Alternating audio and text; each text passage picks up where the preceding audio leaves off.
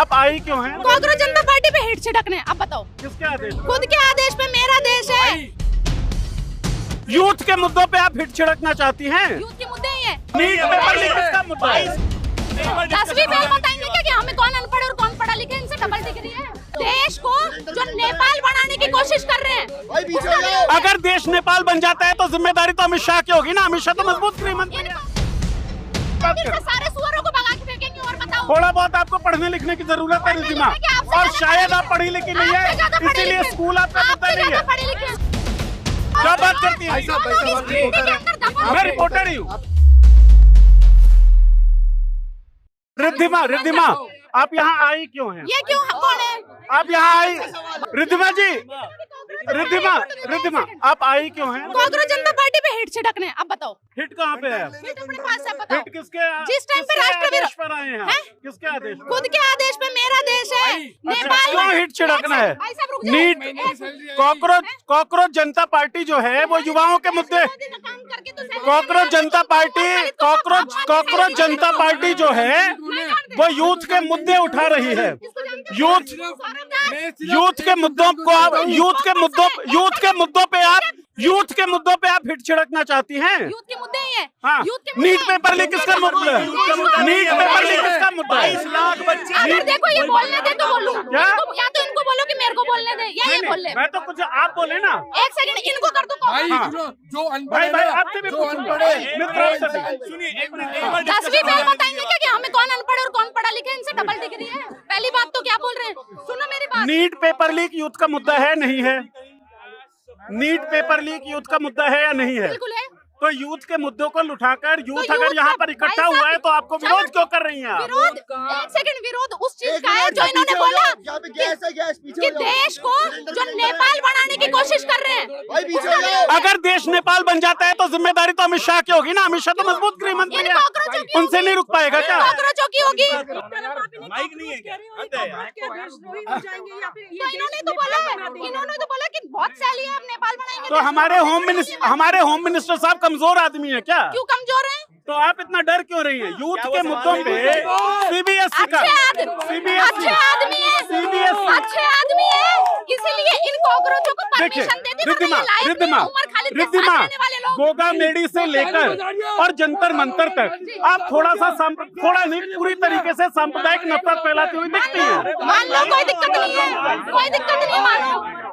कौन सी मस्जिद के अंदर मंदिर होता है? कौन सी मस्जिद के अंदर ब्राह्मण पुजारी है? बताओ मुझे, कौन सी मस्जिद के अंदर है? आपके लिए गोगा मेडी का इतिहास आपको पता है? गोगा मेडी का इतिहास मुझे आप पता बताइए, है। आप तो राजस्थान से बताइए। जहारवीर गोगा जी महाराज मोहम्मद गजनवी से गोगा वीर एक सेकंड मोहम्मद गजनवी से युद्ध लड़ते हुए उनका पूरा का पूरा परिवार शहीद हुआ था।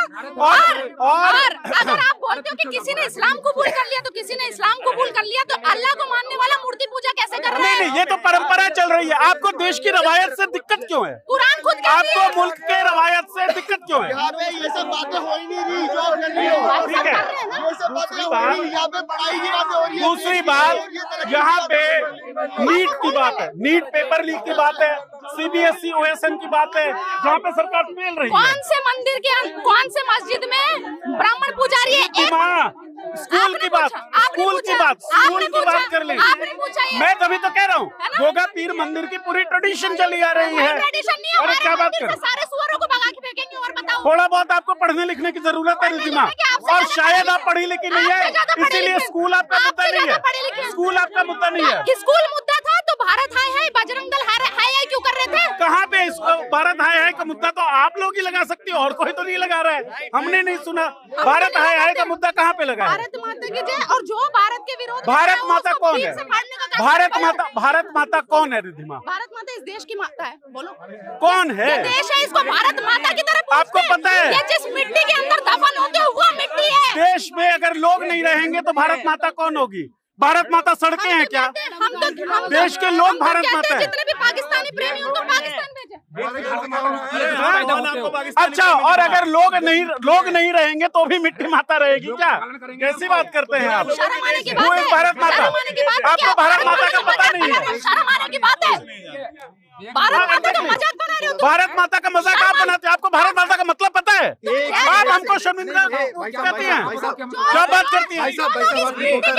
मैं रिपोर्टर ही हूँ। आप रिपोर्टर हैं। एग्जैक्टली। आप तो थोड़ा सा पिच को डाउन कर नहीं, पिच डाउन तब होगा जब बात ठीक होगी, ठीक है?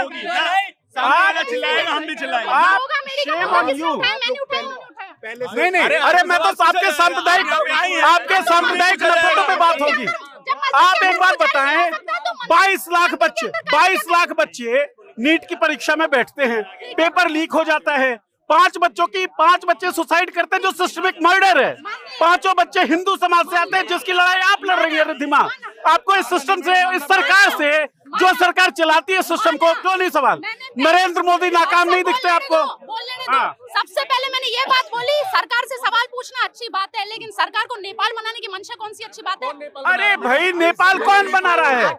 आप अभिजीत दीपके का अनाउंसमेंट सुन लीजिए, पीसफुल प्रोटेस्ट की बात कर रहे हैं वो। हाँ, पर्सन है नहीं, आपके क्या, मैं तो मीडिया से हूँ दोस्त। हाँ, मीडिया से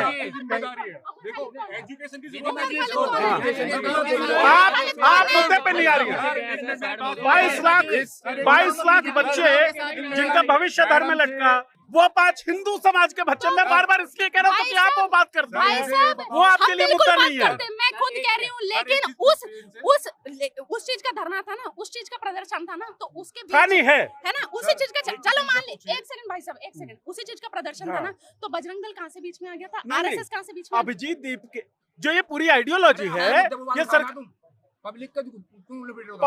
पब्लिक का ही तो मुद्दा है। 22 लाख बच्चे पब्लिक नहीं है क्या?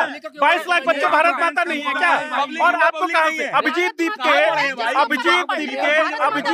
फाउंडर है। अभिजीत दीपके, देखिए, भारत माता मैं भी हूँ, भारत माता आप भी हैं, हम हैं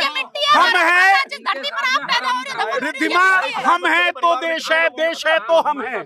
देश हमसे अलग नहीं है, हम देश से अलग नहीं है। देश के विरोध में आप कैसे हो गए? देश के विरोध में तो आप हैं। 22 लाख बच्चों का भविष्य, उमर खालिद के खिलाफ अब तक ट्रायल शुरू हुआ है, आप कैसी बात करती हैं? आप बेसिक जानकारी नहीं रखती हैं। आपका अभिजीत दीपके उमर खालिद को वो क्यों बोल रहे हैं? मेरा कोई अभिजीत दीपके नहीं है।